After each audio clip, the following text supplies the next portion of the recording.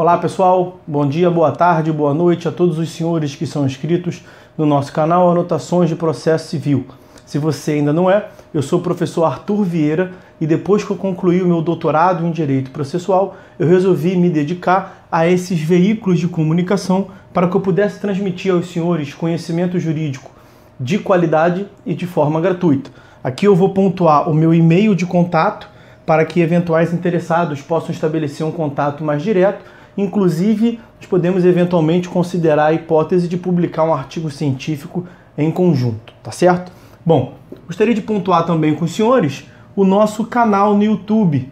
Se você ainda não é inscrito, basta clicar no ícone do livro que fica no canto inferior do vídeo para que você se inscreva. Sugiro também que você clique no ícone do sininho para que você possa ativar as notificações dos vídeos que são constantemente disponibilizados por aqui. Gostaria de apresentar também aos senhores a nossa plataforma acadêmica, arturvieiracursos.com.br, arturvieiracursos.com.br, onde os senhores encontrarão cursos online de modo gratuito, inclusive com a emissão de certificado válido em todo o território nacional, tá certo? Então, após a pausa, nós vamos tratar do vídeo de hoje. Então, meus amigos, no vídeo de hoje eu quero abordar com os senhores mais uma questão da OAB, que a gente fique preparado e saiba o que vem caindo no exame de ordem. Bom, vamos lá. Vamos abordar a questão. Tancredo ajuizou equivocadamente, em abril de 2017, demanda reivindicatória em face de Gilberto, caseiro do sítio Campos Verdes, porque Gilberto parecia ostentar a condição de proprietário. Esse parecia ostentar a condição de proprietário é o que lá no âmbito do direito civil é chamado de fâmulo. Fâmulo da posse. Lá no âmbito do direito civil. Mas o que nos interessa aqui na questão processual? Bom, diante do narrado, assinale a afirmativa correta. O rapaz é o caseiro, mas ele parecia o proprietário. O autor estava querendo retomar para si a propriedade que o autor alega ser dele, foi a juízo em face de quem ele achava ser o proprietário, o atual proprietário, que era Gilberto. Bom, a linha A, opção A. Gilberto deverá realizar nomeação à autoria no prazo da contestação. Gilberto é o quê? Gilberto é o réu. Ele deverá realizar nomeação à autoria. Nomeação à autoria? Bom, a nomeação à autoria tinha a natureza de quê, hein, meus amigos? Ela tinha a natureza no CPC de 73 de intervenção de terceiro. No Código atual, ela deixa de ser intervenção de terceiro. Ela não é mais intervenção de terceiro no CPC de 2015. Mas o Instituto não some por completo. Ele dá lugar ao que se chama, ao que se convencionou chamar de ajuste de legitimidade. A indicação do réu atual a quem seja o réu correto. É um ajuste, portanto, de legitimidade. O réu que reputa ser parte ilegítima, no caso Gilberto, vai indicar quem ele entende ser o réu que deveria estar no lugar dele, o real legitimado. Então Gilberto vai pretender sair fora do processo e colocar alguém no lugar dele. Isso no Código de 73 era mesmo nomeação à autoria. Só que no Código atual não existe mais o instituto nomeação à autoria. Esse ajuste de legitimidade, a correção da legitimidade, da ilegitimidade passiva, está nos artigos 338, 339 do CPC. Então, meus amigos, a linha A está equivocada, com toda certeza.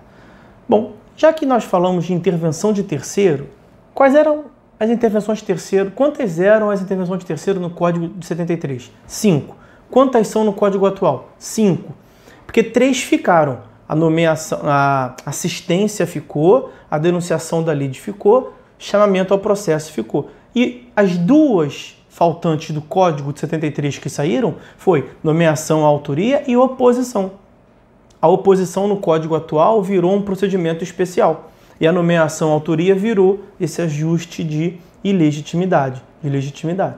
E entraram 2, porque as 3 ficaram, saíram 2, tem que entrar 2. Quais foram as 2 que entraram?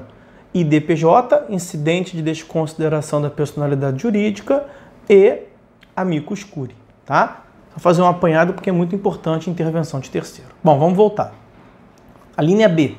Gilberto poderá alegar ilegitimidade ad causam. Ele pode alegar ilegitimidade ad causam na contestação. Então, ele é réu, só para recordar, ele pode alegar ilegitimidade ad causam na contestação, indicando aquele que considere o proprietário, aquele que tem legitimidade, aquele quem deve ser o réu. Percebam bem aqui, meus amigos. Olha o que consta do artigo 338 e do artigo 339. Mais precisamente agora o 338. Alegando o réu na contestação ser parte ilegítima, volta. Vejam aqui o que está no 337, que trata da defesa processual, questões preliminares, não é isso? 337. Incumbe ao réu, antes de discutir o mérito, daí que é uma questão preliminar, alegar, inciso 11, ausência de legitimidade. Então, ilegitimidade passiva. Ele está alegando que ele é parte ilegítima. Isso no 337. 337. Aí o próximo, 338, diz, tá, se você alegou que você é parte ilegítima, alegando o réu na contestação ser parte ilegítima, ou não ser o responsável pelo prejuízo invocado, o juiz facultará ao autor, em 15 dias, a alteração da petição inicial para substituição do réu. Por quê? Que vai ter essa substituição? Como é que vai ter essa substituição? Que história é essa de substituição do réu? Porque vejam aqui o 339. Quando alegar sua ilegitimidade, incumbe ao réu indicar o sujeito passivo da relação jurídica discutida. Lá na questão, o Gilberto vai ter que indicar o seu patrão, que é o real proprietário. Então, quando alegar sua ilegitimidade, incumbe ao réu indicar o sujeito passivo da relação jurídica discutida, sempre que tiver conhecimento, sob pena de arcar com as despesas processuais e de indenizar o autor pelos prejuízos decorrentes da falta de indicação. Então, ele alegou o sujeito passivo da relação e vai ser facultado em 15 dias, portanto, que o autor altere ou não o sujeito passivo, o réu, na petição inicial.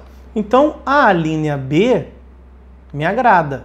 Eu vou ticar ela aqui, parece estar correta, mas vamos conferir, às vezes tem pegadinha, vamos ver as outras. Alternativa C, a linha C. Trata-se de vício sanável, podendo o magistrado corrigir o polo passivo de ofício. Que isso, FGV? Substituindo Gilberto da relação processual, ainda que este não tenha indicado alguém. Que isso? Não pode. Evidentemente que não. O que o juiz pode fazer, vamos voltar aqui, o que o juiz pode fazer é conhecer de ofício. O juiz pode conhecer de ofício. Veja, a ilegitimidade está aqui no inciso 11 do 337. O parágrafo 5º do 337 diz, excetuada a convenção de arbitragem.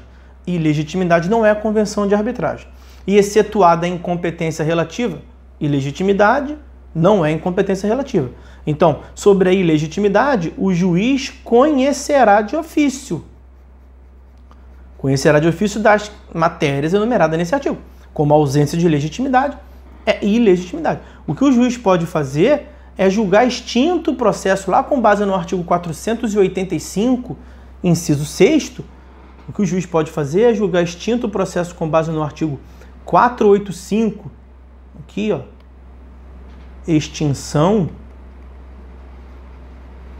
sem resolução do mérito, artigo 485, inciso 6º, de ofício. Isso ele pode fazer. Mas ele não pode substituir o polo passivo de ofício. Porque assim, meus amigos, ele estaria desrespeitando o artigo 2º do CPC, que trata do princípio da inércia. O juiz não pode demandar de ofício, o juiz não pode fazer isso, portanto. Então, evidentemente, a C também está equivocada. Bom, sobrou a D, para que a gente possa confirmar se o gabarito é a mesma letra B. A linha D, letra D. Gilberto, que é o réu, sempre recordando, Gilberto é o réu. Então, o réu poderá promover o chamamento ao processo de seu patrão. Chamamento ao processo, como eu adiantei, é uma intervenção de terceiro. Chamamento ao processo do seu patrão a quem está subordinado.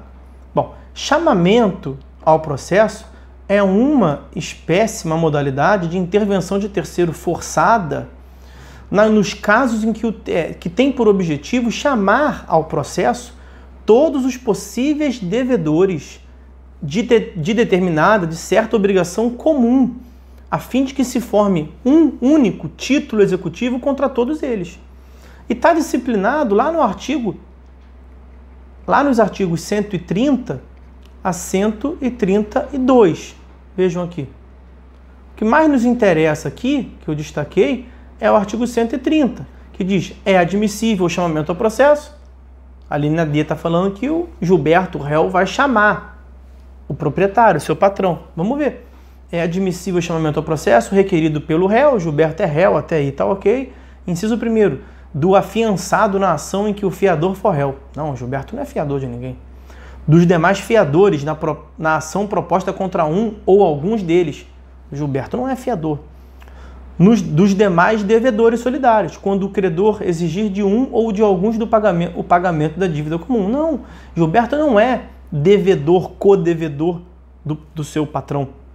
Gilberto não é devedor solidário de ninguém. Então não é, evidentemente, hipótese de chamamento ao processo. Não, Gilberto não pode promover chamamento ao processo na contestação. Então, meus amigos, aí sim, sobrou, é verdade, a letra B. O gabarito é sim a letra B de bombom, tá certo? Bom, meus amigos, então é isso. Espero que tenha agradado aos senhores a análise dessa questão aí. Fiquem todos com Deus. Até a próxima.